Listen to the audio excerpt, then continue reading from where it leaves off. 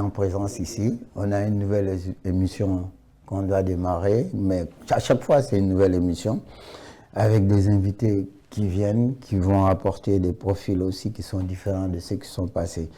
On a l'occurrence aujourd'hui. Ce qui est bien pour nous, c'est de rencontrer des gens qui sont quand même des historiens, des gens qui sont des artistes urbains, qui font des choses assez formidables, et un architecte qui enseigne. Bon, en l'occurrence, le professeur Ganafal qui est là, c'est un historien qui enseigne à l'UCAD, au département d'histoire, et qui pourra nous parler de sa trajectoire par rapport à l'histoire des marabouts et les colons jusqu'à aujourd'hui. Et je pense que s'il peut nous apporter ces inédits, des offres, si vraiment il a des choses à dire qu'on ne disait pas, il est libre aujourd'hui de nous faire part pour qu'on puisse à partir de là en prendre compte et puis continuer dans notre carrière en tant qu'architecte et autres.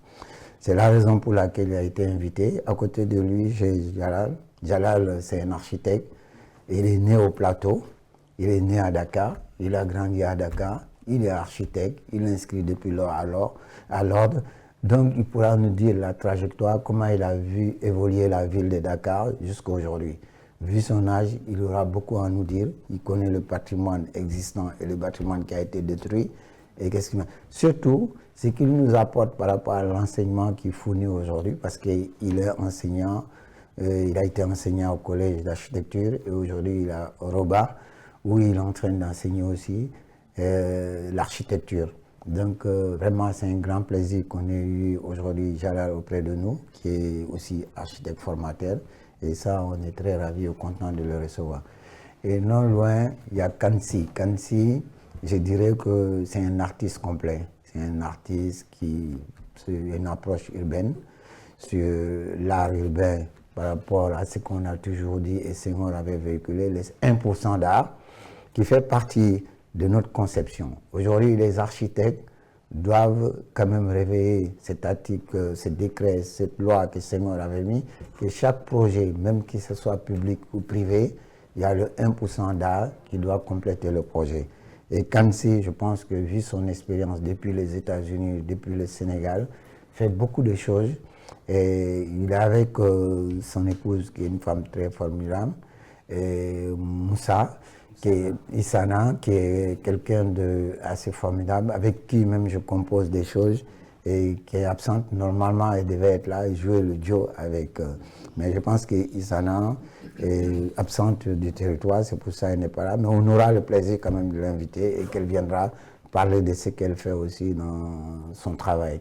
Et j'ai la chance aussi de composer avec eux sur certains immeubles que je suis en train de faire, notamment sur pas loin Sacré-Cœur, Liberté 2 ou Liberté 4, et aussi sur un projet où je travaille avec Uno, où ils vont vraiment travailler sur la façade et nous donner quelque chose d'assez nouveau sur l'approche architecturale urbaine.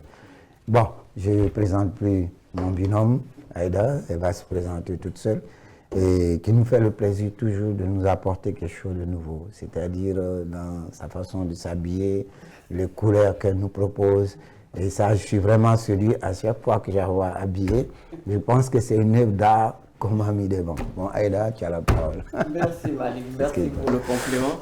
Mais tu ne crois pas si bien dire, parce que la personne, la styliste qui a fait cette robe, a pris le tissu, c'est un peintre qui a dessiné sur la robe avant qu'elle ne le fasse. Et c'est ça, effectivement. Merci de le souligner. Bonjour à nos chers invités, mais je vais commencer par dire, parce que c'est un fait qui est, je ne sais pas si cela s'est déjà produit, cette année, Rennes, de nous worando ak sunu mbokk chrétien yi même bés donc may ñaan yàlla ñu tàmbalee ko ci jàmm jeexalee ko ci jàmm te yàlla nangu sunu koor. Je crois que c'est important. Donc je disais qu'effectivement cette année c'est un fait qu'il faut souligner. Nous allons commencer le Ramadan et le carême en même temps, le même jour. Maintenant, je vais vous rajouter quelque chose sur l'anecdote. Hier, on a reçu l'avance de démarrage de l'entreprise qui doit réaliser le musée de Saint-Touba. Et on s'est aperçu du fait que hier aussi, on se disait que aujourd'hui ou hier, c'était l'inauguration du musée du prophète à Dakar. Et avant ça, on a travaillé depuis 15-10 ans sur le projet de Seigne Touba, le musée, et on n'a jamais démarré le musée. Et un jour, il n'y a même pas 2 ans, il y a des photos qui apparaissent qui montrent que Seigne Touba a d'autres photos qui sont cachées. Et c'est toutes ces choses qui viennent comme ça, c'est juste à poser, avec Seigne Touba nous interpelle. Parce que ce qu'Aïda vient de dire est formidable. Est-ce que Seigne Touba ne se met pas en recul? Laissez d'abord le prophète se manifester et puis venir en arrière-plan. Vous voyez, le musée du prophète est inauguré et c'est là où nous aussi on reçoit à l'avance des démarrages de l'entreprise qui doit démarrer le musée Seigne Touba. Donc, il y a des phénomènes dans la vie qui sont terribles parce que cette photo qui est cachée depuis des années, on n'a jamais parlé de ces photos.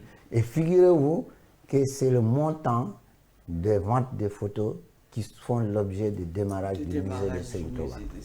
Donc ça, c'est vraiment quelque chose qui nous étonne. C'est-à-dire ce que Aïda dit, aujourd'hui on vient, on se link comme ça, tout le monde démarre ensemble, il y a quelque chose de nouveau. Absolument. Et pour vous dire aussi, depuis des années, l'ordre des architectes existe. Mais on n'a jamais eu la chance d'avoir une antenne comme ça, d'avoir une télé comme ça. Et par hasard, ce truc-là arrive. Et aujourd'hui aussi, on voit des gens qui ont pris le pouvoir et qui ont une autre approche du pouvoir. Et ça s'échange comme ça automatiquement. Donc Aïda, je te rejoins et je félicite tout le monde. Et je vais encore souligner, il n'y a jamais de hasard. Mon grand-père s'appelle Ndiaye Mabé. Et mon le Serigne Touba fekke woon Ndar. Tu vois. C'est très important de le dire. Donc je suis Saint-Louisienne et fière de l'être. Et tout le monde sait ce que les Saint-Louisiens représentent par rapport à la religion. Voilà, merci Malik. Merci. Pour cette parenthèse.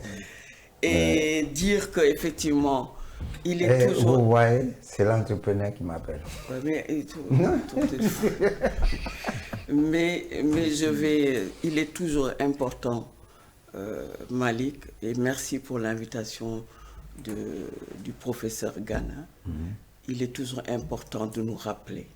Je dis toujours, en fait, nous sommes là, c'est vrai que c'est une émission d'architecture, mais nous avons un recueil avec tous les...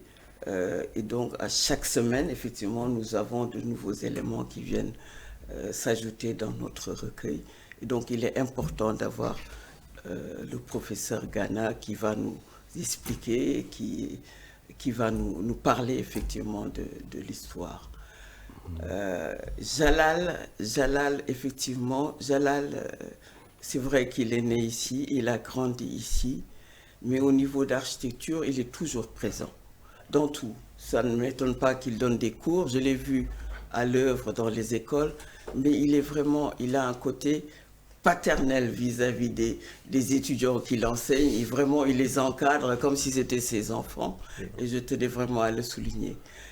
Quant à Kansi, j'ai eu le plaisir de le rencontrer. Nous avons un panel que présidait mon cousin journaliste Asma Mademba Ndiaye.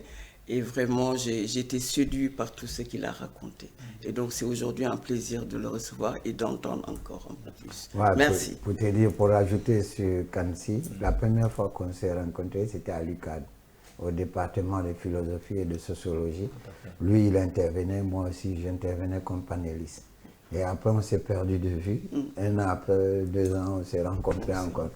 Bon, professeur, vous avez la parole. Vous pouvez vous présenter et puis voilà. Voilà, merci Malik, merci Binôme. Merci, professeur. Voilà, je suis content d'être là et d'échanger avec vous. Et comme vous le savez, aujourd'hui, il y a ce qu'on appelle pluridisciplinarité. Donc, plusieurs disciplines doivent se rencontrer et chaque discipline a porté donc une certaine spécificité. C'est comme ça que le monde avance d'une manière générale. Donc, je me présente, Gana Fall, je suis docteur en histoire. Comme je l'ai dit, j'ai passé toute ma vie, je peux dire, au service de l'école. Donc j'ai enseigné dans les lycées, mais aussi au niveau supérieur, principalement l'Université de Dakar, département d'histoire, mais aussi à l'école des officiers d'actifs de Thiès. Donc là où l'on forme les officiers au niveau de la sous-région. Et je peux dire même au niveau de la région parce que il y a des étudiants qui nous viennent de l'Afrique équatoriale. Oui, et même des Malgaches et autres. Hein. Ce que je peux dire aussi, c'est que je suis content quand j'ai appris qu'il y a un de mes élèves, je crois, qui fait partie de... Les panélistes, oui. Oui, J'ai vu, il a fait la remarque la dernière fois, Oui. en parlant de vous, quoi. Et si je ne me trompe pas, aussi j'ai un promotionnaire, Mbaké. Mbakenyan. Mbakénian, Voilà. c'est mon promotionnaire. Il est des Rufisques. Voilà, on a fait la classe. Mbakenyan aussi, le professeur de Dambo, Voilà. qui est mon cousin, Voilà.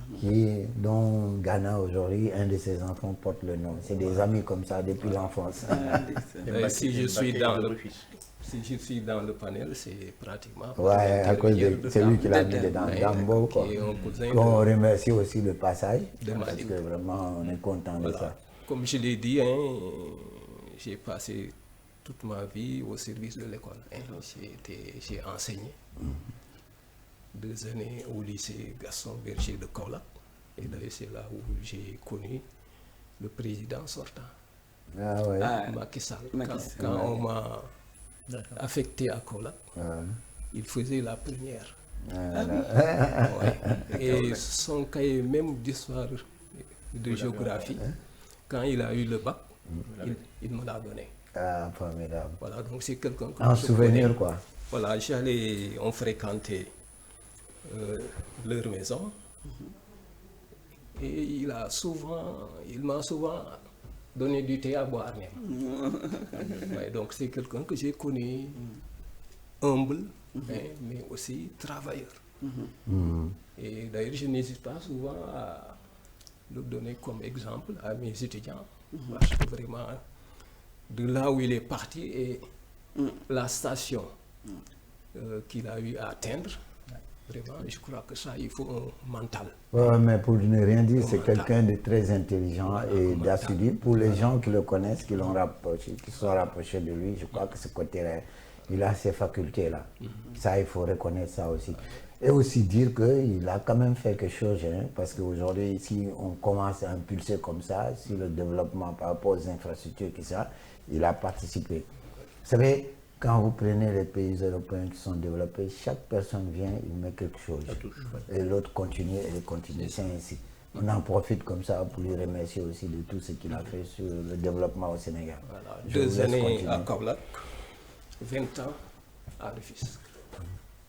Lycée Abdoulaye Sadji comme professeur. Ensuite, j'ai été administrateur scolaire, directeur des études au lycée de Pout, proviseur au lycée de Bayard et proviseur au lycée Ahmadou Daksek de Thiès.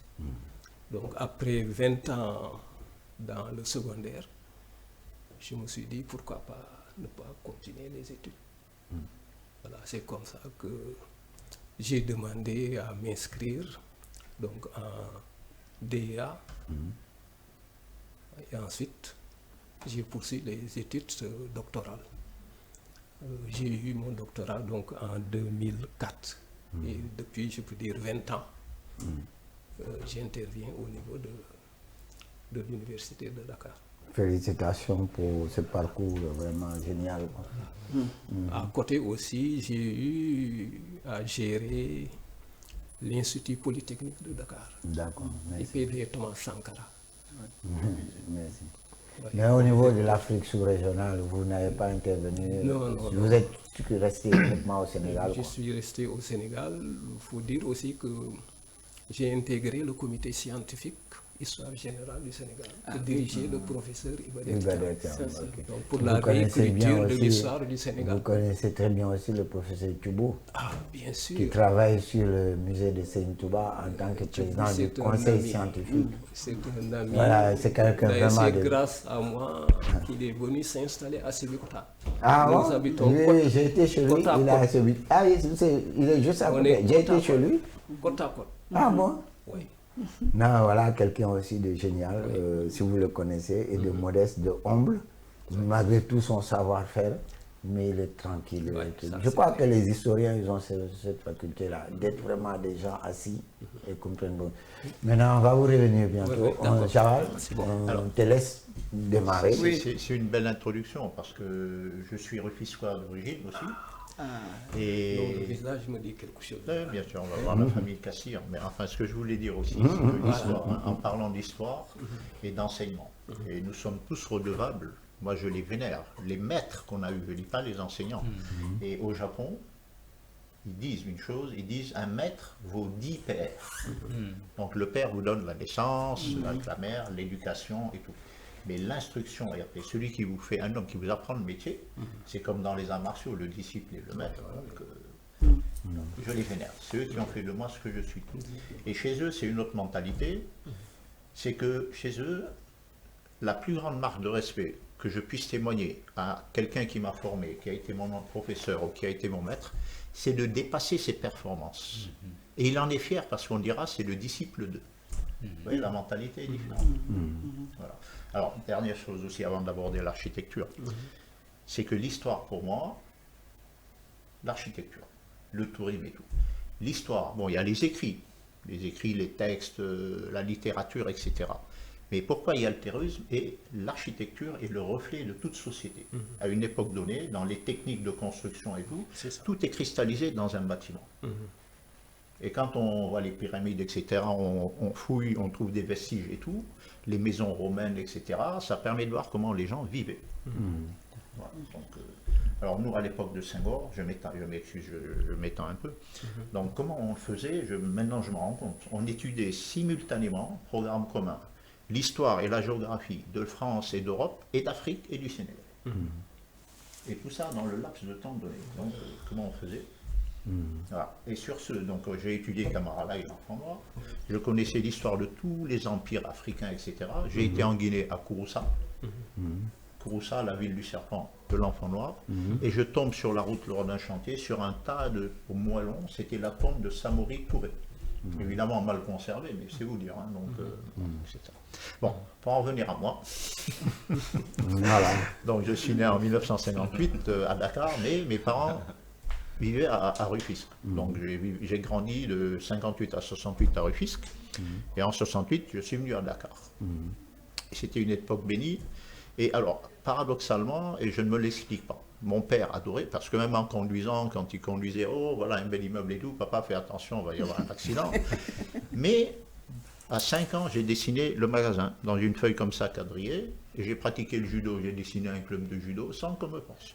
Et à l'école, chaque année, qu'est-ce que vous aimeriez faire plus tard? J'ai dit prof de langue ou architecte, comme ça. Et bon, et j'arrive, et on a vécu l'époque Senghor, et Senghor, c'est le père de l'architecture, voilà.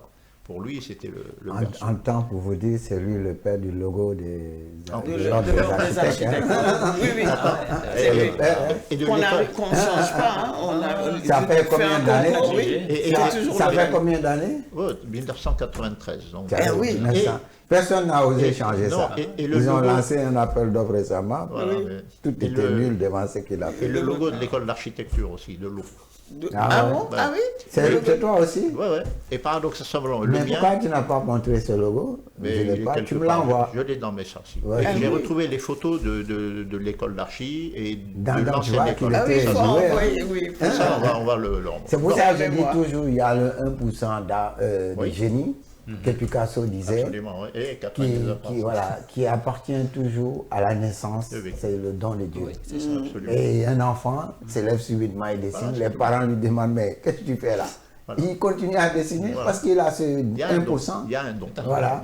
Oui. Alors, donc j'arrive à Dakar, cursus normal, et alors, c'est Senghor. Hein. Donc il a créé l'école d'architecture avec Mélo en 1972. Moi j'ai eu le bac en 74. Mais, alors de la seconde à la terminale, j'avais comme camarade de classe Reynald Richetti, qui était le fils de M. Richetti de l'entreprise EGK. Voilà. Et lui, il voulait faire ingénieur génie civil. Et on discutait de ça. Et il y avait la foire de Dakar en construction et l'immeuble Québec et tout. Donc, en voulant sortir pour faire des études trucs, donc on baignait dans l'architecture. À l'époque Senghor, il y avait tous ces chantiers-là. Il y avait la BCEAO de Goudiaby, il y avait l'immeuble Québec, comment il s'appelle, à Louga, là, Le palais de Djilébaï. Voilà, donc on était dans l'architecture et la foire. Après, on aura l'occasion d'y revenir. Pourquoi la foire, etc. Donc, et ça m'a accompagné. Et directement, j'ai intégré l'école d'architecture. Questionnaire en rentrant, j'ai parlé de la foire, etc. Et à Bordeaux, en deuxième année, sujet de critique architecturale, la foire de Dakar. Et je suis allé rencontrer l'amoureux marin à Paris, etc. Bref, c'est l'architecture. C'était, puis voilà. Et on a eu des profs, on a eu du Senghor, on a eu du Jarry, on en parlera. Donc, c'est le terreau qui a fait que... Et puis ça a engendré des générations d'architectes, vraiment... Voilà. Il faut toujours une volonté politique dans tous les secteurs pour impulser un mouvement, une idée, etc. Et je m'estime heureux d'avoir vécu ça. Merci. On développera tout Kansi. ça. Voilà. Oui, merci de m'avoir invité. Et, voilà, et c'est vraiment une aubaine d'avoir cette plateforme-là. Parce qu'en fait, dans beaucoup de disciplines, les gens pratiquent leur métier pendant des décennies.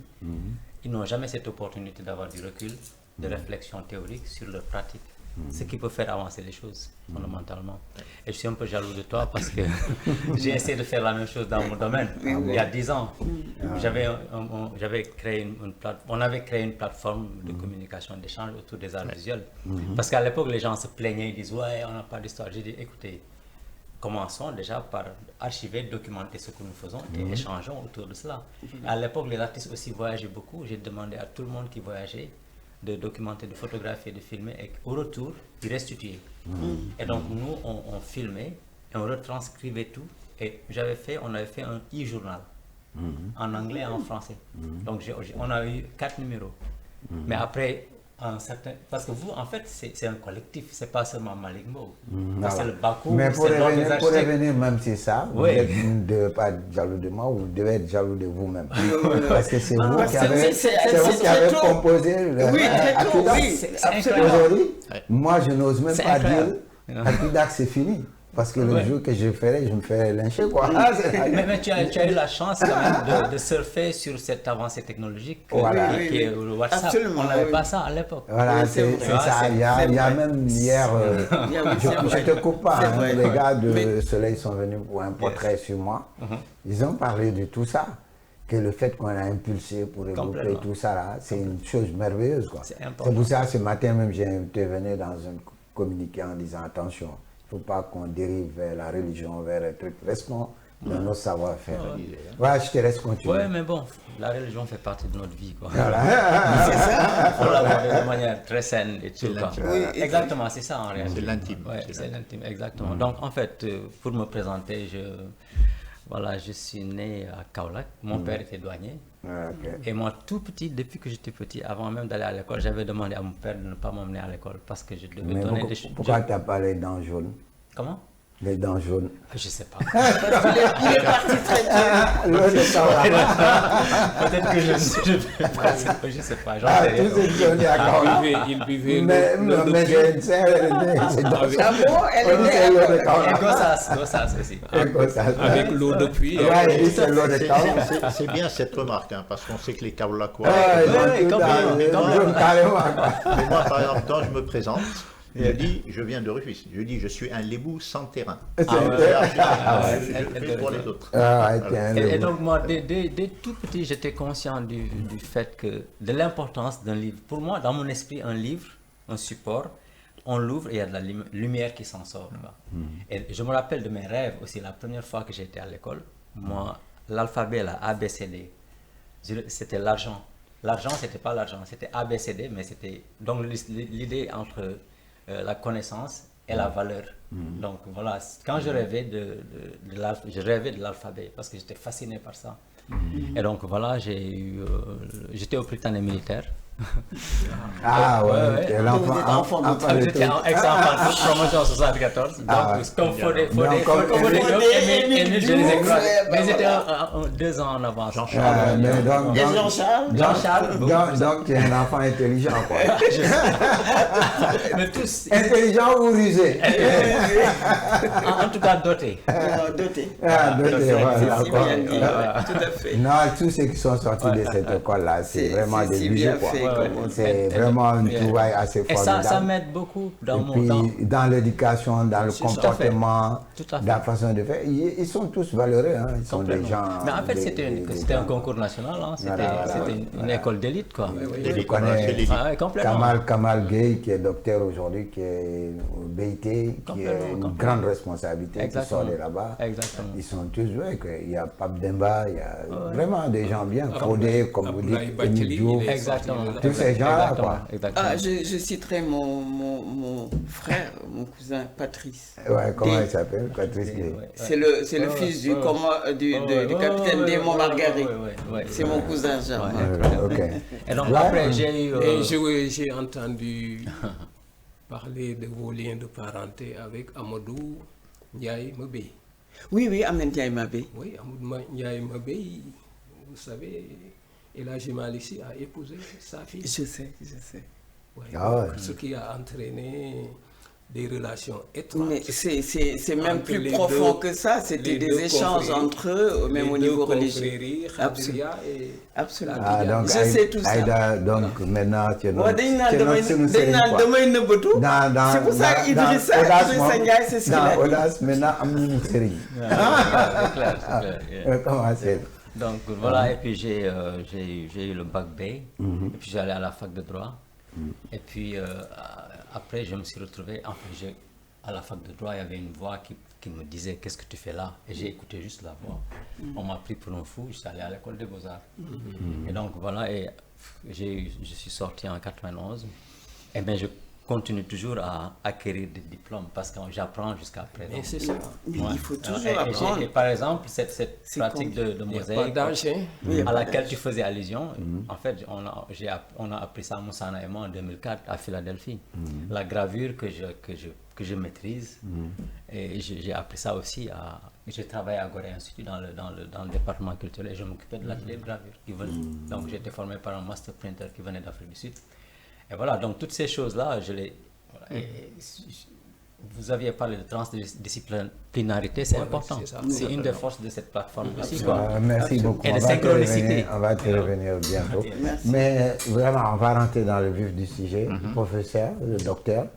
Maintenant, on aimerait quand même qu'il rentre dans le vif du sujet, nous parler un peu de l'histoire des colons avec les marabouts sénégalais, pour voir ce que ça puisse apporter de positif ou de négatif. Bon, c'est une longue histoire, hein. Comme j'ai dit, d'ailleurs, je viens de terminer un ouvrage qui Des ouvrages, va hein. sortir incessamment. Donc, avec les publications de l'histoire générale du Sénégal. Donc, qui porte sur les marabouts sénégalais de 1854. Donc, avec la nomination de Faidherbe jusqu'à 1960. Donc l'accession des pays africains, la majeure partie à l'indépendance. Voilà, donc pour voir donc ces 100 ans d'existence, donc de rapport entre les colons et les marabouts. Donc souvent je me dis que le Sénégal c'est un laboratoire.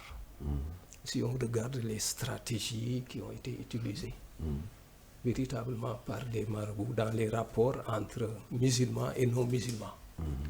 Ouais, parce que si on remonte avec le prophète, paix et salut sur lui, donc nous savons qu'il a eu à utiliser 2 stratégies avec le non musulman. Au niveau de la Mecque, quand les musulmans étaient en minorité et menacés, il a été obligé de partir pour aller à Médine Donc c'est ça qu'on appelle les GIR. Donc ça, c'est une stratégie. Mais quand il est devenu suffisamment fort, il est revenu à la Mecque avec une armée. Donc c'est ça que l'on appelle la guerre sainte. Ces deux stratégies existent au Sénégal.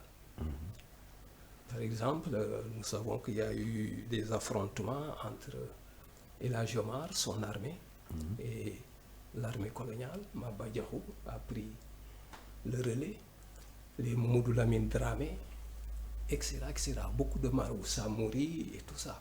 Donc ils ont pratiqué ce qu'on appelle la guerre sainte. Ouais. Donc, parce qu'ils avaient des projets territoriaux analogues au pouvoir colonial. Donc c'est-à-dire étendre l'islam partout. Ouais. Mais ça restait seulement sur l'islam où là, ils avaient une stratégie de bâtir des nations, ou bien il restait seulement le fait de...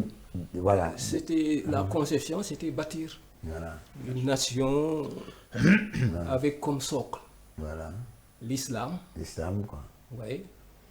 Et c'est ce que El Hadji Omar voulait, c'est ce que Maba Diakhou voulait et d'autres. D'accord. Ouais, mais malheureusement, bon, je ne peux pas dire malheureusement, mais en tout cas, c'est ce qui s'est passé. Le pouvoir colonial était plus puissant du point de vue technologique. Ouais, et c'est ça qui a fait la différence. Par exemple, si vous prenez ce qu'on appelle la bataille de Médine, 1857, El Hadji Omar avait une armée pratiquement de 15 000 hommes. Et le fort était défendu pratiquement par même pas une centaine d'hommes. Mais au niveau des 4 angles, il y avait des canons. Oui, c'était le fort, comment se constituer, quoi. Voilà. Donc c'était construit en hauteur, En hauteur, en dur. avec des canons à Voilà. chaque angle, quoi. Et Ils avaient une vue à 360 degrés, quoi. Pendant 3 mois, El Hadji Omar et ses hommes n'ont pas réussi à prendre le fort. Donc, pour vous rejoindre sur la construction, l'importance de la construction, sur la construction en dur. C'est la stratégie. Voilà. Donc ça, c'est les Européens l'ont souvent utilisé, le système des forts. Ouais. Le long du fleuve, par exemple, ils construisent toujours des forts pour abriter des garnisons. Mais aussi, chaque fois que... C'est le génie militaire, quoi. Chaque fois qu'ils colonisaient des territoires, toujours ils construisaient un fort pour maintenir les acquis. Ouais. Donc chaque fois qu'ils avancent, c'est des forts qu'ils mettent en place pour abriter des garnisons. Ouais, qui se chargent du maintien de la situation territoriale jusqu'à ce que d'autres campagnes viennent pour encore élargir donc les territoires français. Et d'ailleurs, si vous prenez Faidherbe, c'est un polytechnicien. Ouais. Donc c'est quelqu'un qui est sorti de Saint-Cyr, mais qui a une formation d'ingénieur. Ouais, donc vous voyez le pont de Faidherbe, déjà qui est toujours là. Ouais, et souvent ce qu'on remarque, c'est que c'est la solidité. Maintenant, ce que je me pose comme question, comment ils ont attendu tout ce temps, les laisser construire les forts avant de les attaquer? Parce qu'il faut du temps quand même pour construire ces forteresses-là. Oui, mais c'est que ça a coïncidé un peu. Ouais, ça coïncide. Ouais, par exemple, si vous prenez El Hadji Omar, El Hadji Omar, c'est quelqu'un qui a fait plus de 20 ans à l'extérieur. Donc il a beaucoup voyagé et à l'époque, principalement, on voyage à pied ou bien à dos d'âne. Et il s'est retrouvé jusqu'à la Mecque. Oui. Il a séjourné à la Mecque pendant des années. Ouais. Tout ça pour la quête du savoir. Donc c'est ça que je dis souvent à mes étudiants, je leur dis qu'il faut être endurant. Il faut être endurant. Lui, il a fait plus de 20 ans. Vous prenez Mamadou Lamine Dramé aussi, il a fait quelques 25 ans pour apprendre, en quoi. quête de savoir. Mais les Cheikh Amadou Bamba et tout ça, et la Malik, c'est la même chose. Hein. Oui, Ils se sont retrouvés jusqu'en Mauritanie. Absolument. Saint-Louis, Oui, oui. par exemple, Saint-Louis, parce que Saint-Louis, c'était une grande ville de culture, ouais, avec des lettrés musulmans. Des Et érudits. c'est ainsi que El Hadji Malick est passé à Saint-Louis. Cheikh Ahmadou Bamba est passé à Saint-Louis. Certains sont allés jusqu'en Mauritanie, toujours pour la quête du savoir. D'autres sont allés jusqu'en Guinée. Si vous prenez Ablaye Niass, Abdoulaye Niass, waaw. il est allé jusqu'en Guinée pour se former. Ouais, donc chaque fois qu'ils entendent qu'il y a un érudit quelque part, ils n'hésitent pas à y aller. Ouais. Donc le savoir, c'est important. C'est important. Donc, D'accord. El Hadji Omar, quand il est revenu, du fait de son aura, c'est ainsi qu'il y a eu beaucoup de gens qui ont Ils ont adhéré, quoi. convergé vers lui. Donc il s'est installé d'abord au niveau de ce qu'on appelle le Soudan actuel, le Mali, le Mali actuel. Donc, Voilà. Et de là, maintenant, il va chercher à étendre sa domination au niveau du Sénégal. Mais entre-temps, les Français s'étaient installés. Ils contrôlaient pratiquement. C'est comment les Tout le mêmes fleuve. stratégies qu'ont utilisé les Napoléons et autres pour Voilà, ils conquérir sont les l'Europe, maîtres quoi. du fleuve. Parce que les Français sont au Sénégal depuis longtemps, hein, depuis le XVIIe siècle. Ouais. Donc ils Mais sont au départ, tombés. il paraît que c'était pas les Français, c'était, je sais pas, les Portugais qui Non. étaient là. Après, les Français sont Tous les venus. Européens, Ouais. tous Ils les ont Hollandais, venu dans- Portugais, Hollandais, ils sont, ouais. on peut dire des Les fois Hollandais que aussi, ils ouais. sont amoureux, ils sont tombés amoureux du Sénégal. Et Mais qu'est-ce qui fait principalement, qu'ils aient ce pour un tout petit pays? Parce que peut-être c'est la position du Sénégal. voilà, ou quoi. c'est la position. Ouais, Parce stratégique, que c'est sur la route vers l'Amérique. Voilà, c'est ça. Donc les bateaux étaient obligés de s'arrêter et de se ravitailler ouais, pour pouvoir continuer. Donc ce qui fait qu'ils vont se retrouver à Gorée, ils vont se retrouver à Saint-Louis pendant très très longtemps. Mais en ce moment-là, qui occupait les territoires ici au Sénégal? Quelles sont les ethnies vraiment qui étaient là, quoi? Non, à l'époque, par exemple, dès le XVIe siècle, les Européens, on peut dire, découvrent l'Afrique. Ouais. Et c'est ainsi que le fait que le commerce donc, est polarisé vers l'Atlantique, cela va entraîner la décadence des États de l'intérieur. Ouais, donc ce que l'on appelle le déclin des routes transsahariennes. Parce qu'avant, c'était le Sahara. Le Sahara, Ouais, voilà. c'est là où... C'est ça qui a mené toute cette architecture soudanaise, Voilà. tout ça là, quoi. C'est ça.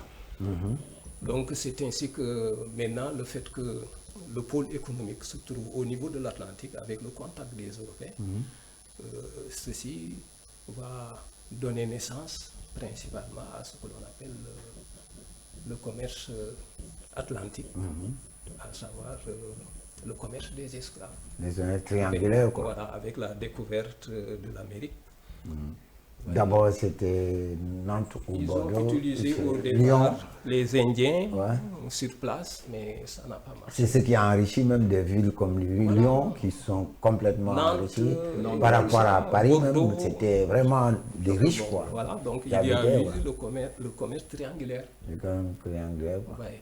Et Mais dans tout ça, là, moi j'ai un problème parce que les autochtones qui étaient là, qui peut-être vendaient vraiment les fils de parents, tout ça là, ils n'ont bénéficié de rien par rapport à ça. rien que c'est un commerce avec de la pacotille, quoi. Voilà, la pacotille, quoi. Voilà, et ça a duré pendant 3 siècles et demi. 3 siècles, c'est énorme. Par exemple, on parle de 35 millions d'Africains qui ont été acheminés vers l'Amérique. Bon, on va vous Ça, revenir au niveau de bientôt. l'Atlantique, mais aussi au niveau, ouais, il y a aussi ce qu'on appelle le commerce D'accord. Gérard, oriental. maintenant, on va 17 millions avec 17 le commerce oriental aussi, bien.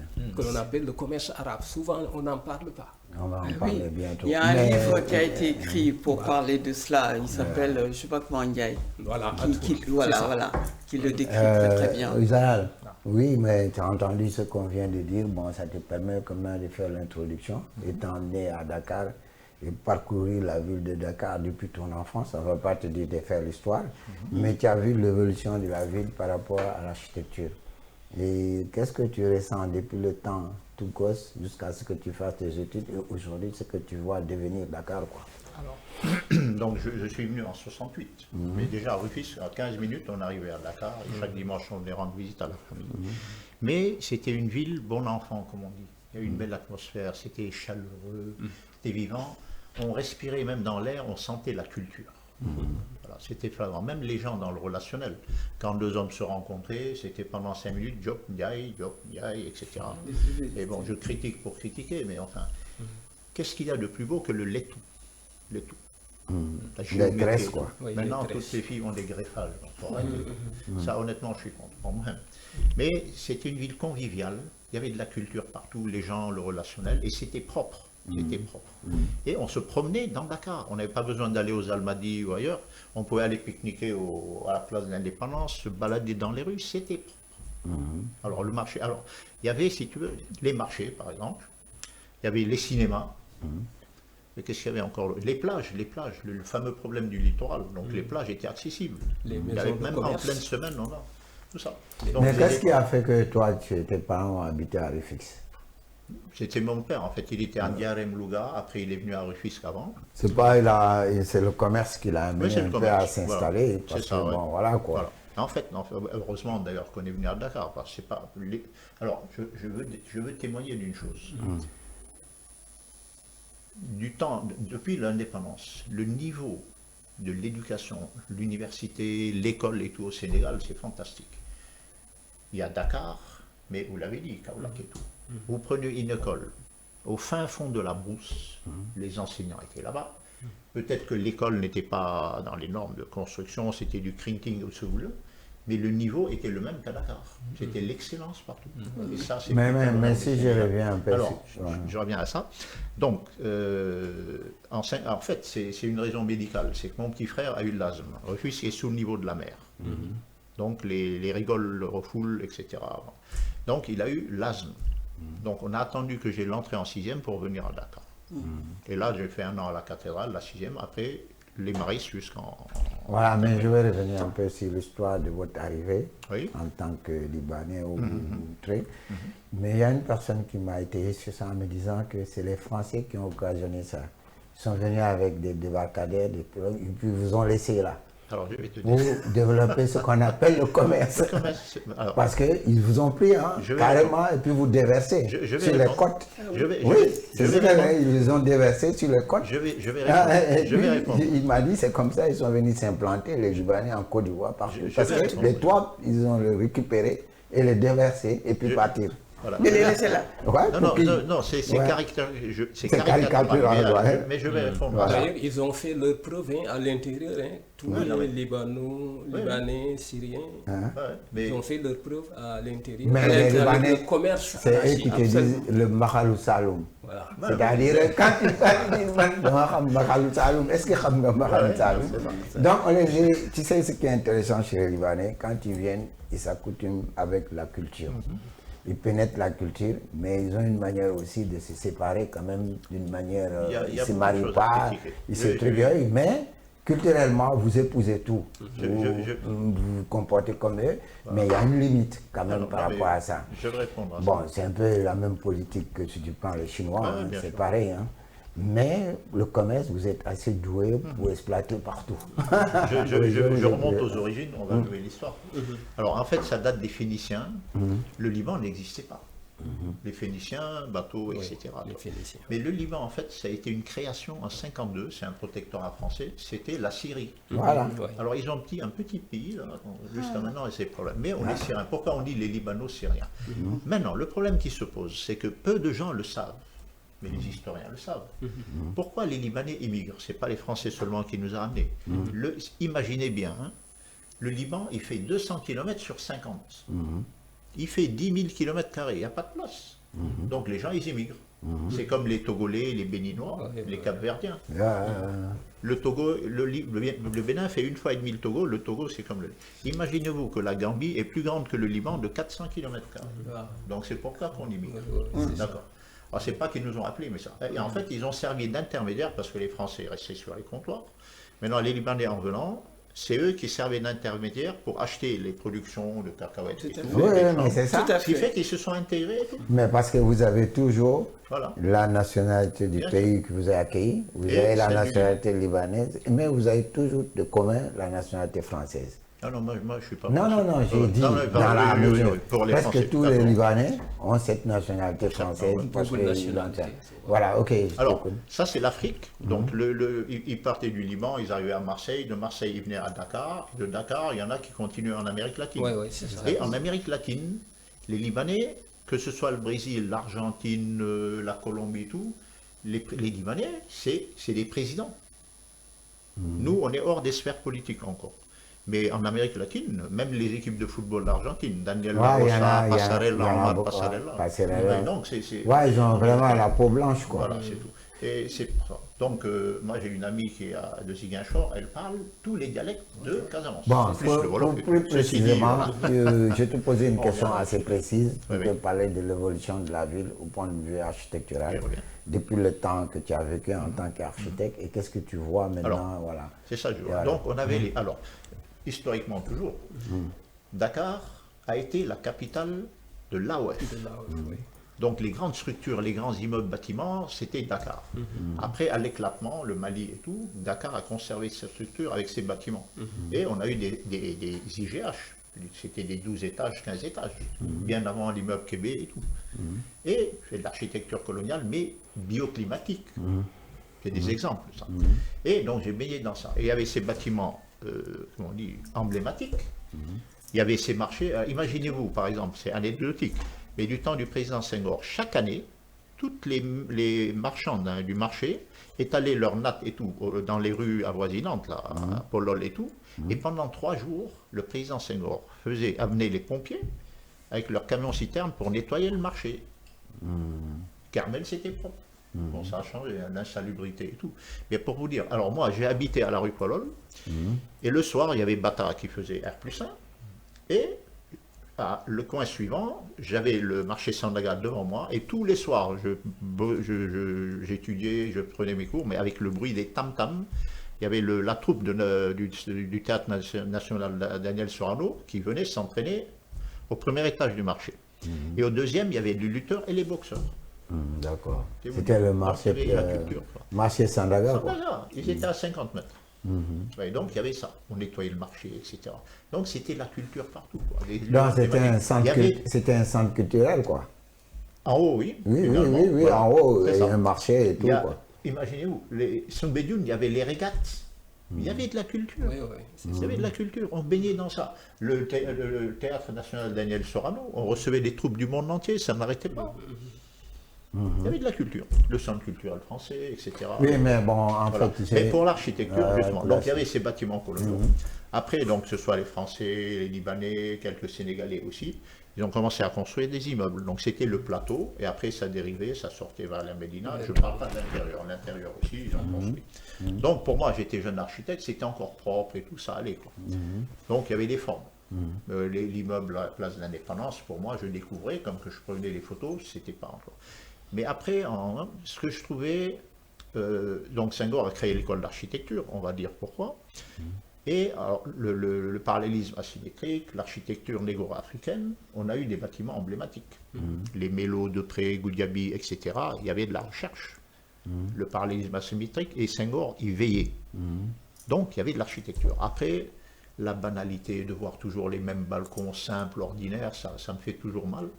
Mais il y a eu cette impulsion tant que le président Senghor était là. Et une fois qu'il est parti, bon, il y a eu quelques bâtiments et trucs, Mélo, tout ça, la fac, il y a de l'architecture, mais dans l'ensemble, quand on prend le terre et tout, on regarde tout ce qu'il y a, les bâtisses autour. Mais actuellement, tu habites tu Au résides au plateau. plateau.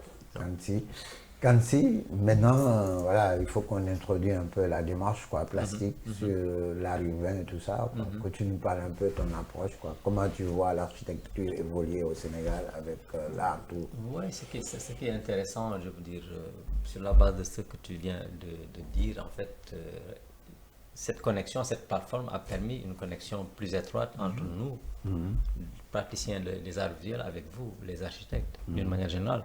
Et notamment cette question de l'applicabilité certains décrets et lois qui ont été votés depuis 1966 et qui n'ont pas, je veux dire, qui n'ont pas droit de citer, quoi, par exemple la loi du 1%. Si c'était appliqué correctement, beaucoup d'artistes ne seraient pas en train de galérer actuellement.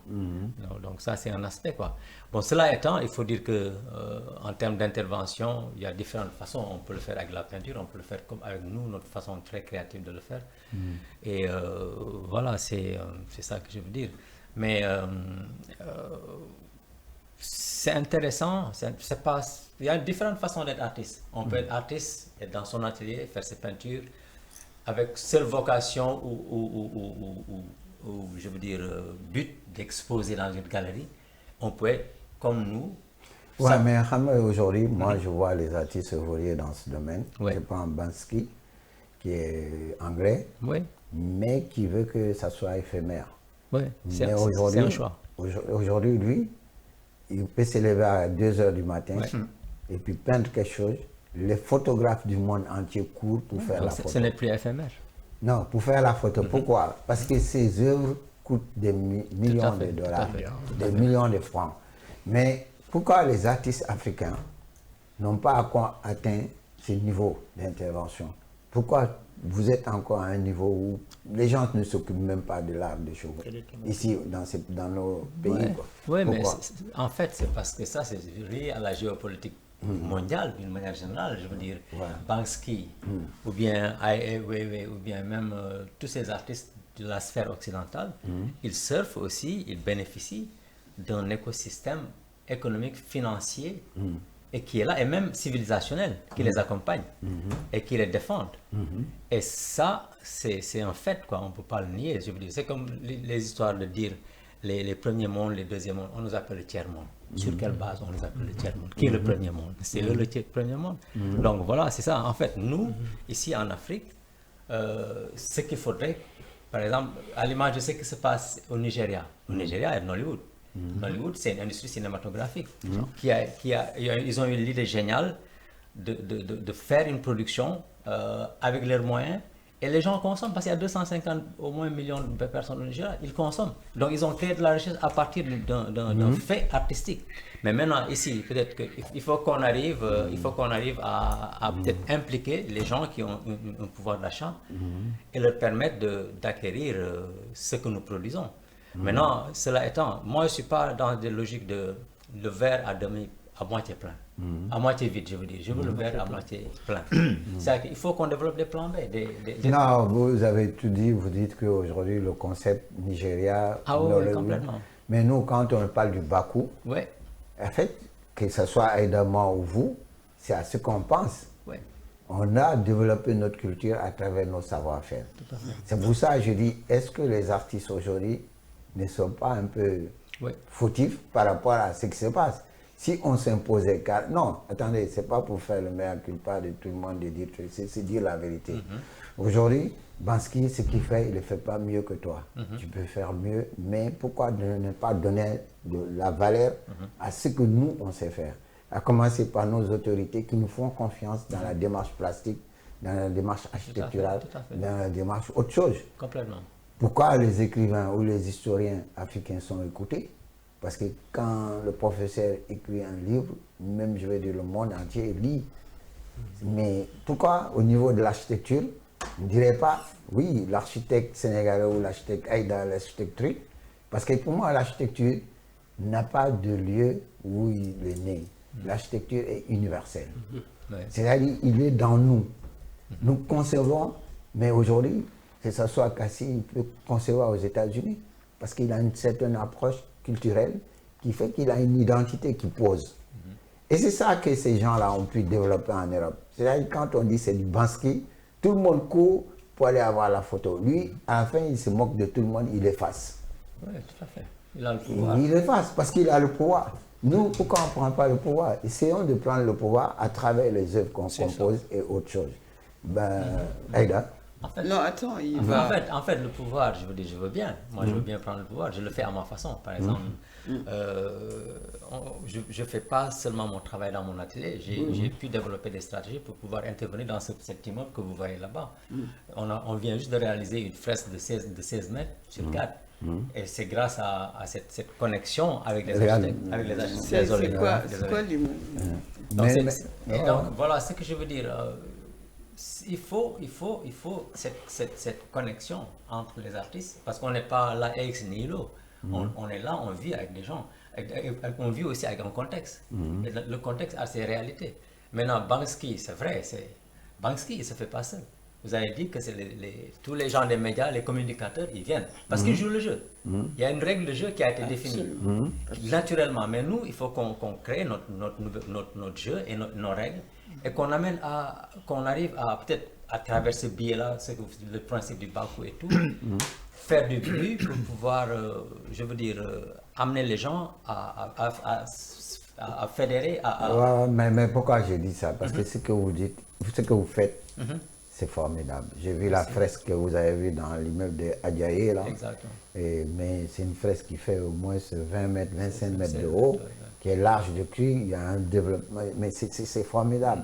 Si on avait la chance de dire à nos autorités, là, chaque fois qu'on fait un immeuble, que ce soit public ou privé, intégrons ça, mais vous aurez la chance aujourd'hui, les artistes vont voir autrement, quoi. Y compris les architectes, parce que les architectes aussi ont un sens de développement et des démarches sur le plan plastique même, architectural. Je ne parle pas des façades. Les gens croient que l'architecture c'est une façade, c'est un tout. On compose avec le paysage, on compose avec tout, et donc ensemble, on peut créer des choses inédites, quoi. C'est pour ça que je dis il faut que cette approche-là, que les autorités qui ont le pouvoir, aujourd'hui le ministre nous rejoint, il nous dit je suis carrément dans le slogan Bakou. J'ai une nouvelle ville, Thiès à créer, et je vais partir avec vous sur Bakou. Quelle est la vision que vous donnez à Bakou? C'est à nous de lui servir ça, y compris les plaintes, les trucs, tout ça. On vous invite vraiment à intégrer ce groupe. Et pourquoi je le dis? Parce qu'on est là, on a créé Acudat depuis 3-4 mois. Mais je vois qu'on se répète tout le temps, on dit les mêmes choses. Mais la phase pratique maintenant commence à arriver. Il faudrait qu'on pose des choses sur la table. Et puis arrêtons de discuter des choses qui nous amènent nulle part. On ne va pas refaire le monde. La roue existe déjà. Il faut maintenant qu'on montre ce qu'on sait faire. Aïda. Alors, vous permettez, pardon. Je rappelle une chose. La loi du 1% pour la décoration dans les immeubles existe dans le monde entier. Maintenant, le roi Hassan II du Maroc a imposé 10%. Pour l'artisanat. Depuis, maintenant il est décédé.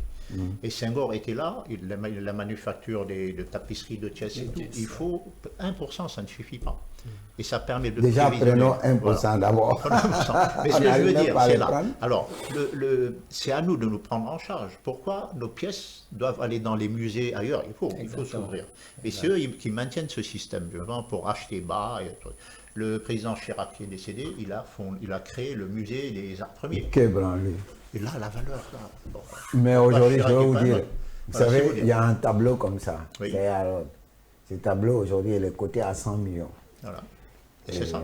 Je pense que ce tableau, quand il va me dire pourquoi 100 millions, voilà, c'est ça.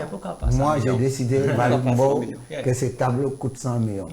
Si le jour que quelqu'un se permet de l'acheter à 100 millions, il aura peut-être dans 2-3 ans 1 milliard.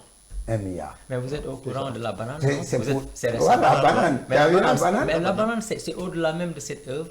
C'est une stratégie commerciale. La personne qui a acheté cet art conceptuel-là l'a fait, c'est un investissement. Il a investi sur le buzz. C'est pour ça le Bakou. Pour un retour. Aïda, le Bakou, quelqu'un doit oser mettre 100 millions sur le Bakou. Et c'est fini. C'est la première fois en Afrique de l'Ouest, où je veux dire, qu'on aura un tableau qui va coûter 100 millions, acquéri par des Africains ou même des Européens. C'est le Bakou qui est fait par Alain Gassama, qui a travaillé sur le sujet qu'on l'a donné. Et moi-même, j'ai participé parce qu'il y a des portraits à moi qui sont à l'intérieur.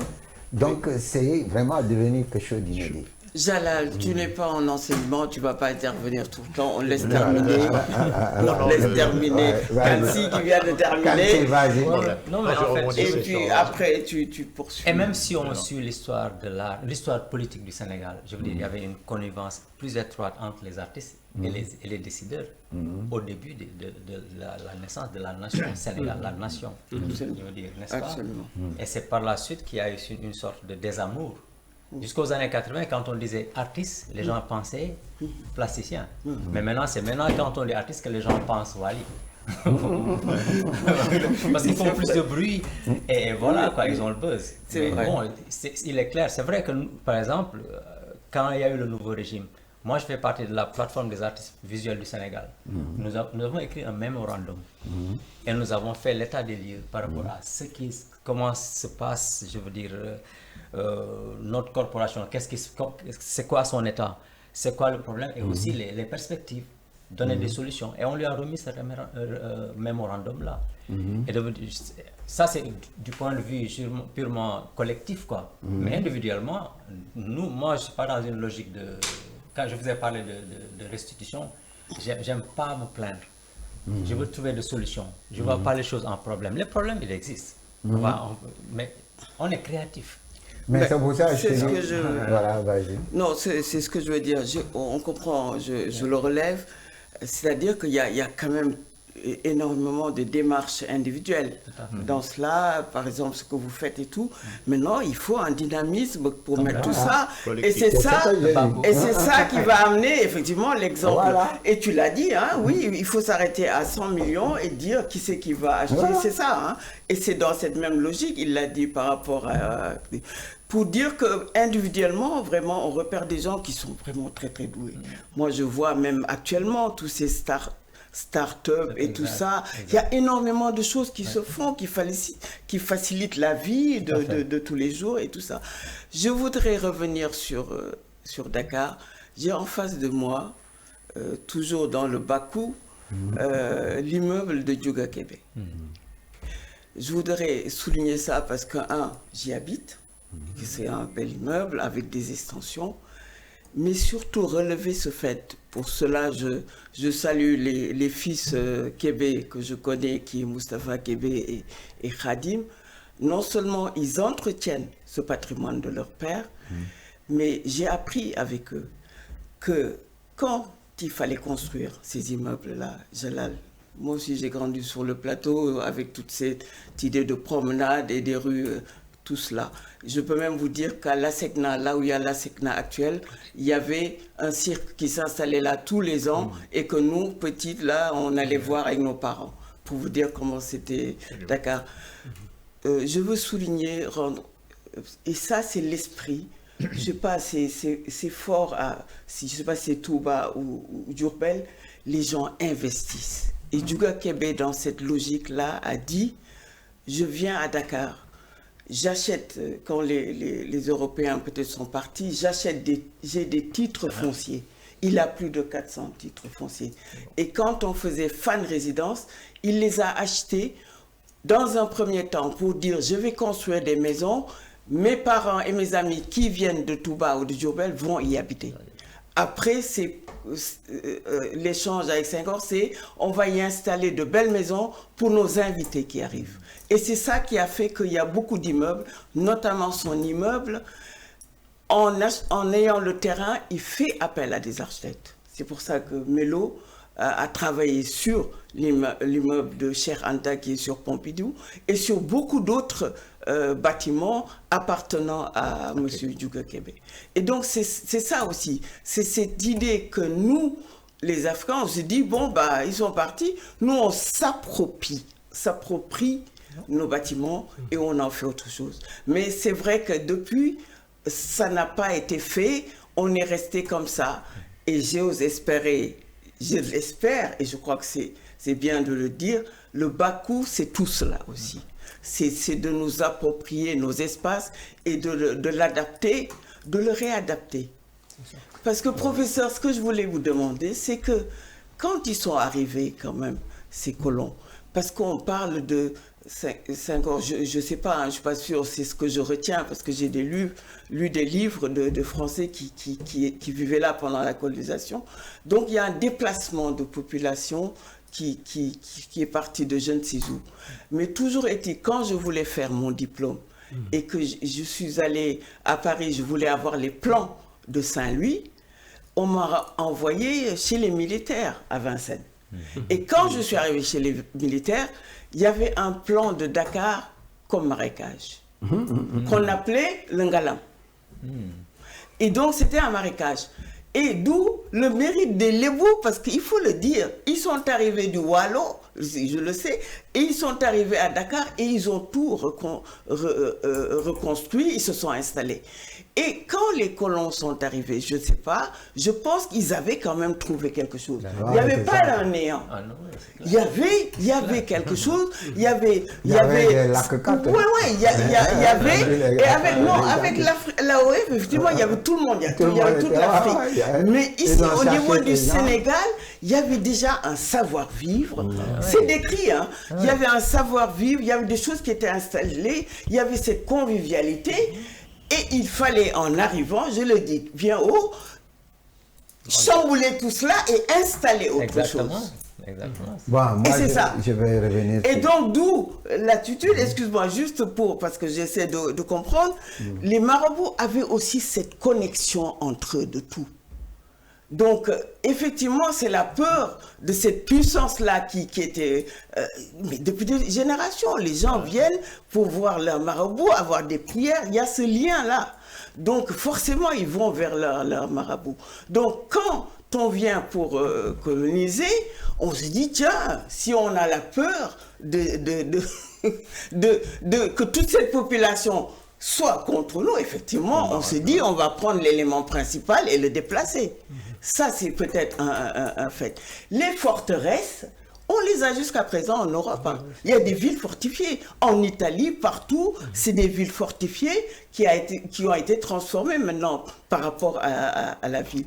Et je tenais à le dire, Malik, je tenais à le dire qu'on avait quand même une bonne base de civilisation, il faut le dire haut et fort, parce que il y a des grandes familles, il y a déjà... D'où les contes. Les contes, nos grands-mères nous disent comment c'était, et même pendant la guerre, comment c'était, comment ceci, et c'est ça que nous retenons. Et c'est ça que quand je suis allée faire mes études, excuse-moi Malik, je vois le président, à Versailles. J'arrive à Versailles, j'avais déjà une base ici de l'école d'architecture de Dakar, maîtrisée, parce que... Et quand j'arrive, il y a toujours un professeur, il y a beaucoup d'autres professeurs qui sont des sachants, qui connaissent. Eux, ils disent l'architecture est universelle. Donc, ils te demandent comment tu le ressens, parce que c'est ça, c'est le ressenti, c'est ce que tu as au fond de toi. Et donc, tu commences, tu dis, tu développes et tu essaies.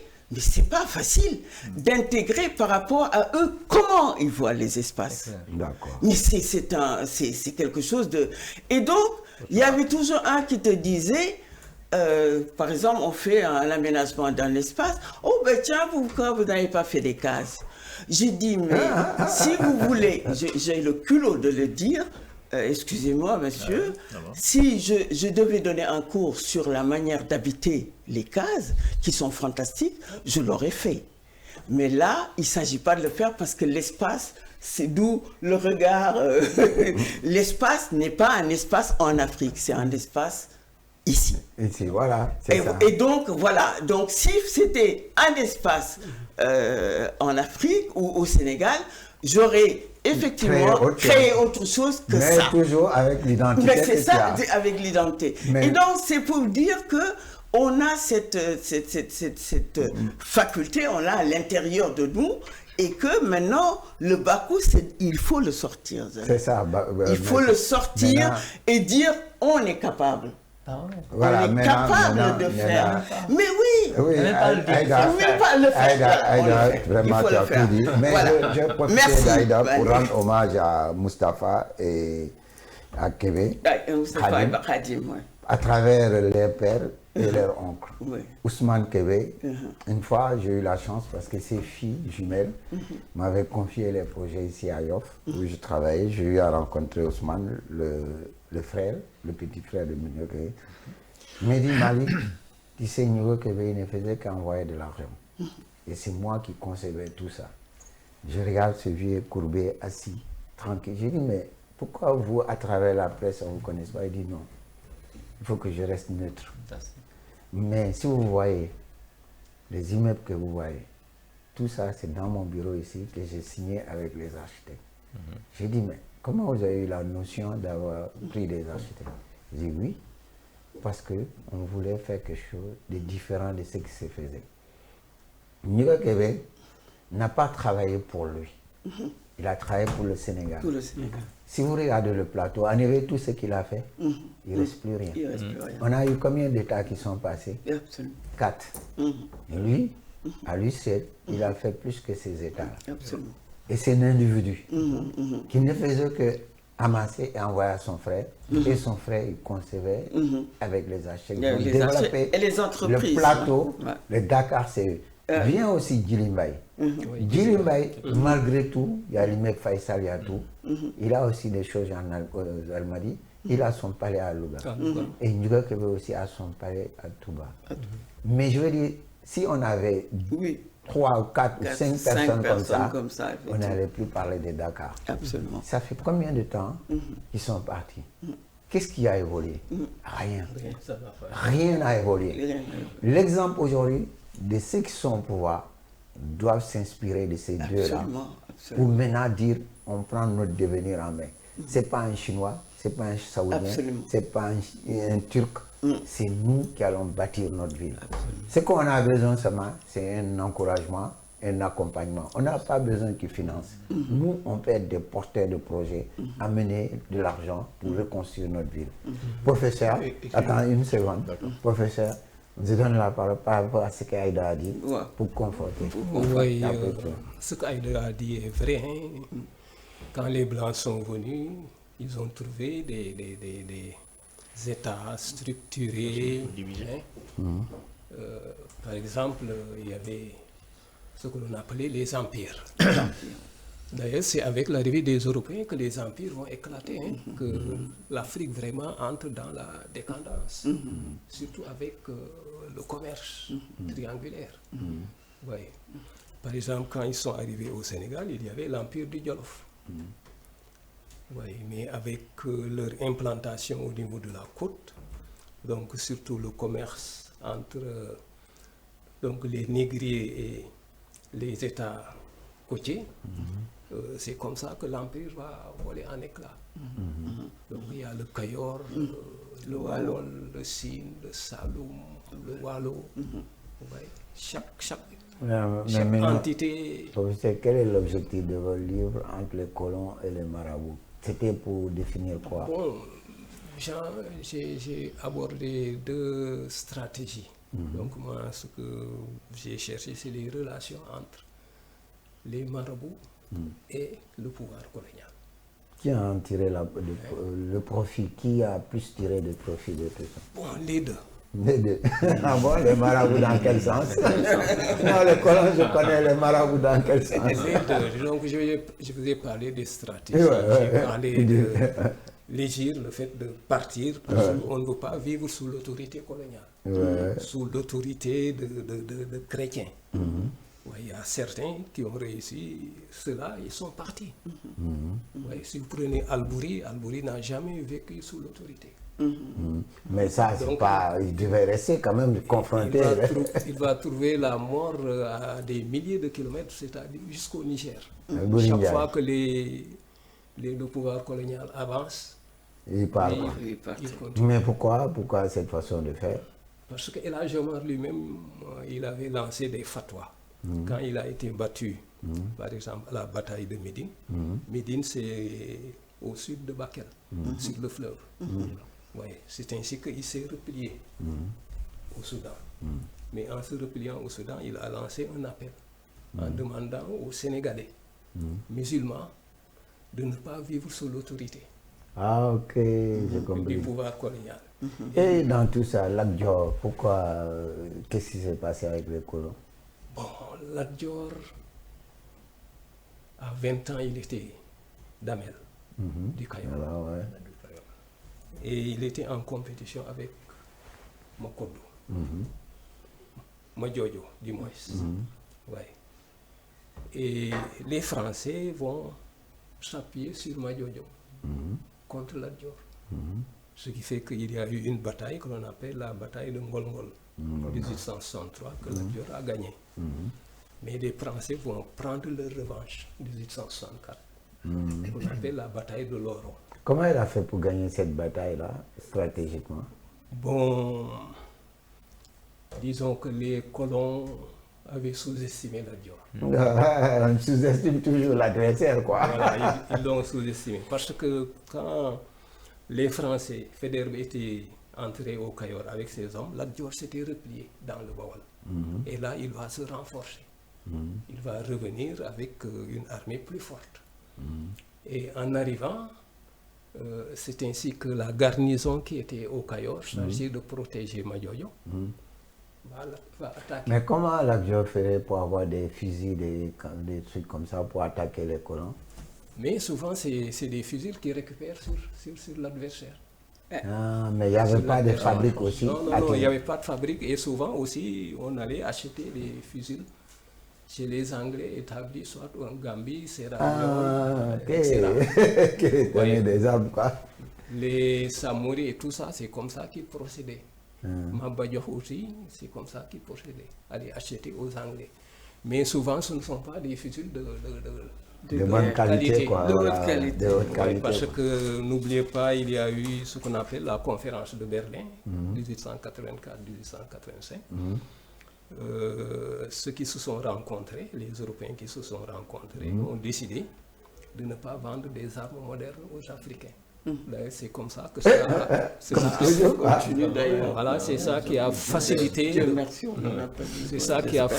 le partage rapide de l'Afrique.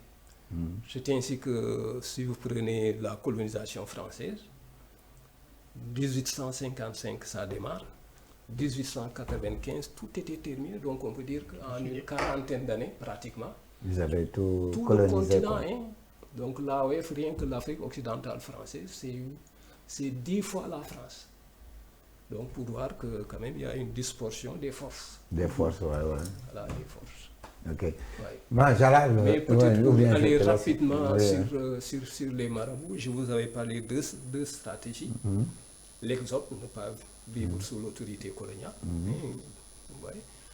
J'ai parlé aussi de la guerre sainte que des marabouts sénégalais ont utilisée. Mais aussi, il y a une stratégie de collaboration qui a existé. Ouais, c'est ça où beaucoup ont critiqué, par exemple, les tirailleurs, quoi. Non, ça a existé avec même les cadres. Oui. Les lettrés cadres Saint-Louis. Oui. Par exemple, avec la forte présence française depuis très très longtemps, c'est ainsi que les marabouts ont intégré le gouvernement français, le gouvernement de Faidherbe. Comme interprète, vous avez par exemple Boyel Magdad.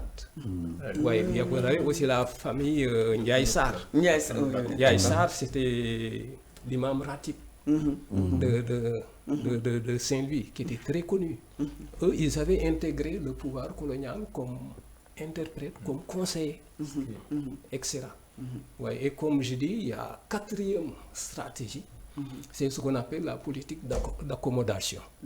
C'est-à-dire ceux qui refusent de partir et qui renoncent aussi à la guerre sainte. C'est le cas de la seconde génération, c'est les El Hadji Malick Sy. Oui, Cheikh Ahmadou Bamba. Et Ablaye Niass, au départ, il était avec Maba, il s'est battu, mais après, il s'est reconverti. Seydou Nourou Tall, vous voyez, etc. Ce qui fait que c'est pourquoi je dis que vraiment, le Sénégal, c'est un laboratoire. Vous voyez. Il y a eu la collaboration, il y a eu l'Égir, l'exode, il y a eu la guerre sainte, et il y a ce qu'on appelle la politique. C'est pour ça que je vous rejoins sur le laboratoire. Moi, je saute toujours sur l'occasion pour parler du Bakou. Vous savez, il y avait le Festival des Arts Nègres en 67-68 par Senghor. Aujourd'hui, 66, 67, 68. 66. Mais ce que je voulais dire, on est en 2025. Entre 2024 2025, il y a eu beaucoup de choses qui sont passées à Dakar. Aujourd'hui, il y a un esprit Bakou qui est en place, qui va révolutionner notre façon de voir l'architecture.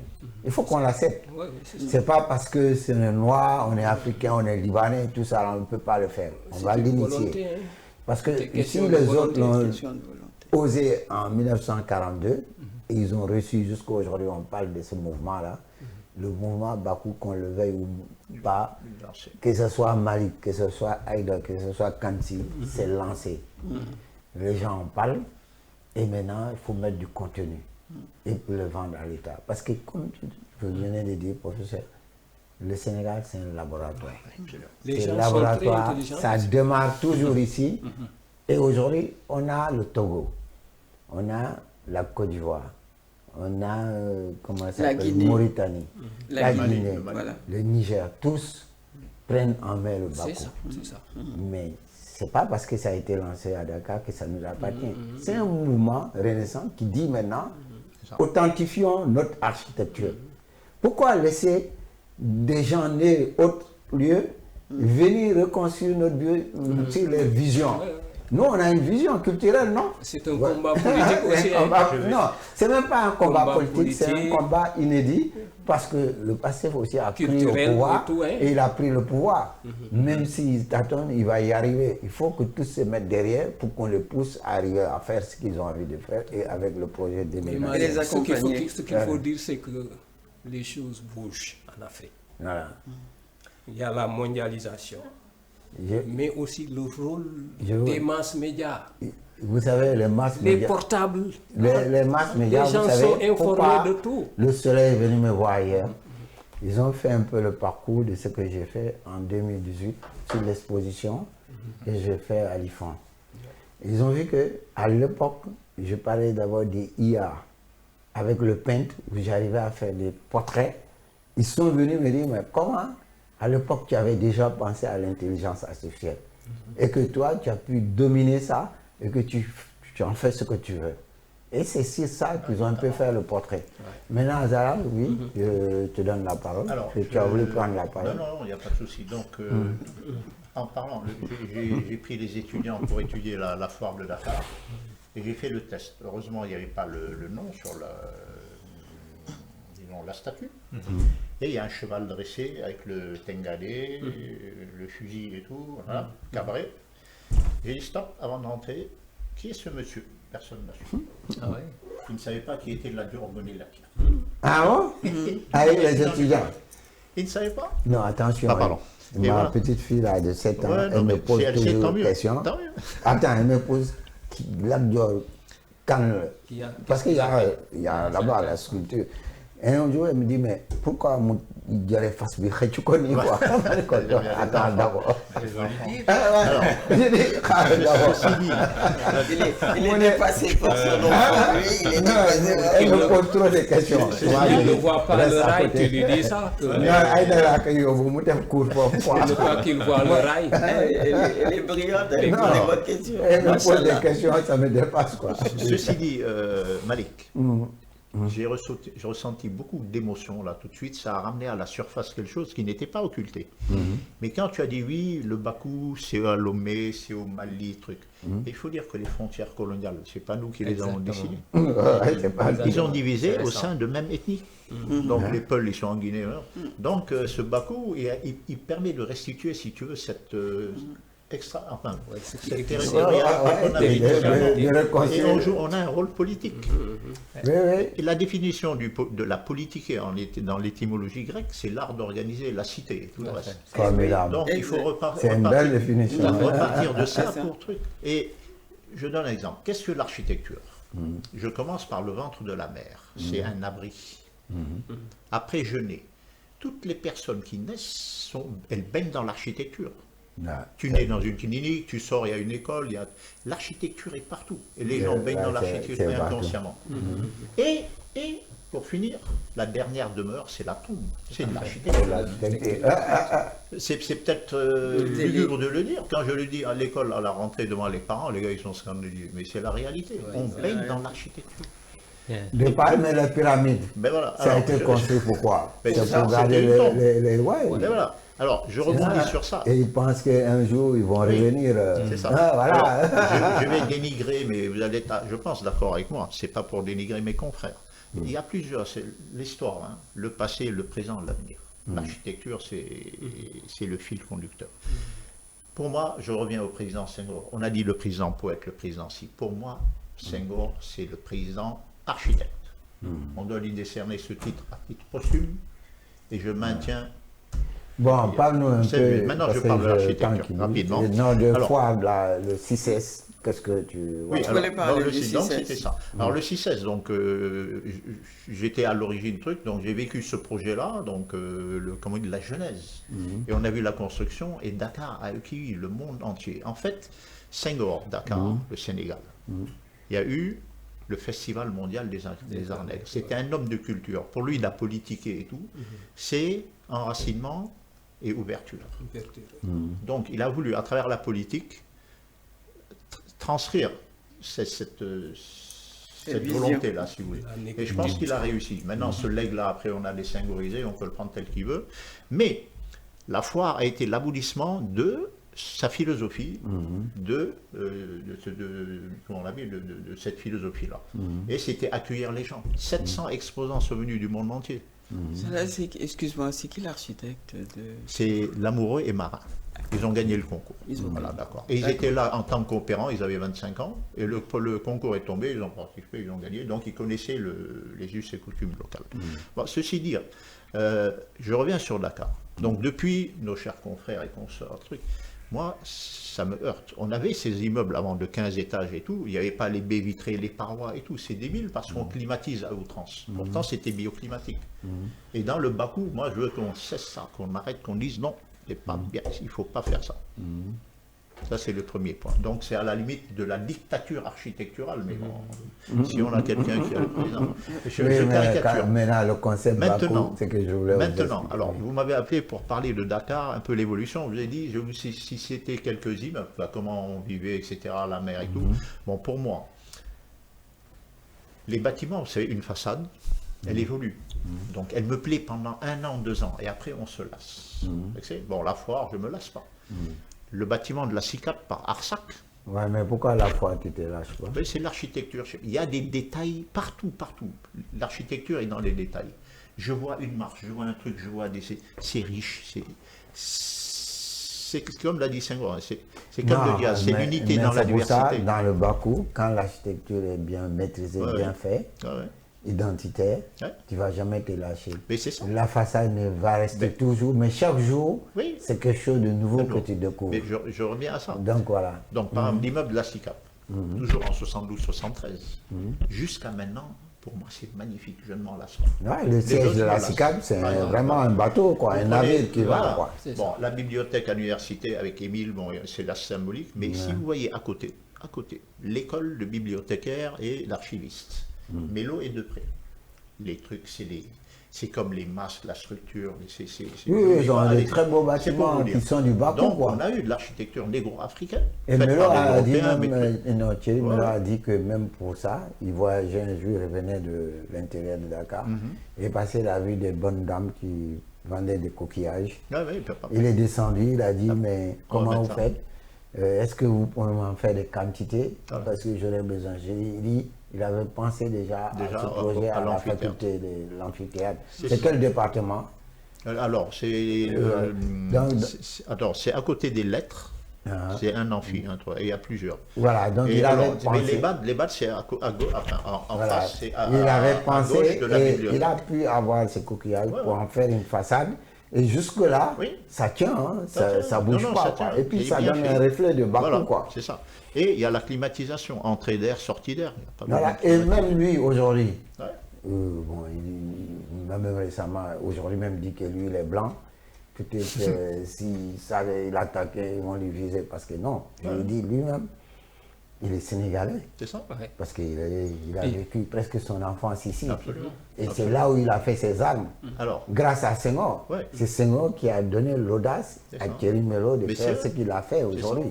Donc si Thierry Melo arrive à faire ça, c'est grâce à C'est le Senghor métier. aussi. C'est le métier. Donc il doit rendre quand même la monnaie, quoi. absolument. Voilà, c'est ça, quoi. Alors, je Mais comprends. maintenant, Alors, voilà, c'est ça. oui, S'il y a le Bakou aujourd'hui, il doit faire partie du voilà. Bakou, Mais quoi. Malik, je continue. Alors, il y a eu les Italiens. L'immeuble Québec, c'est Frappoli qui est venu dans le cabinet de Moussa Fall.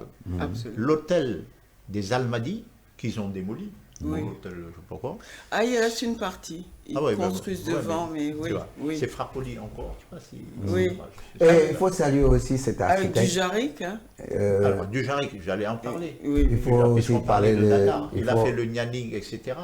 Ça, c'est un héritage perdu et Bakou doit ressusciter Dujarric. D'accord. Il faut réenchanter Dakar. Oui, avec Kaolar. Mais voilà. Et toutes ces archives ont disparu. Sylvain Non, Chor, mais mieux, le centre culturel français. mieux que ça, les constructions en terre, mais je le dis, Alors. c'est Dujarric, Michaud et moi, nous avons fait Royal Voilà. Hôtel, Voilà.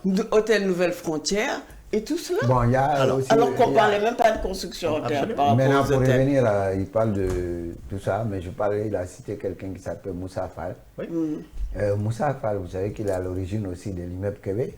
Il Ben, a fait c'est- aussi le son cabinet palais, était là-bas. le palais de Nouveau Québec. C'est ça. Malgré qu'il avait une équipe italienne avec qui il travaillait. C'est ça. Mais Moussa Fall a fait des édifices ici que personne ne connaît. Vous connaissez le casino de Dakar, à côté, à l'angle.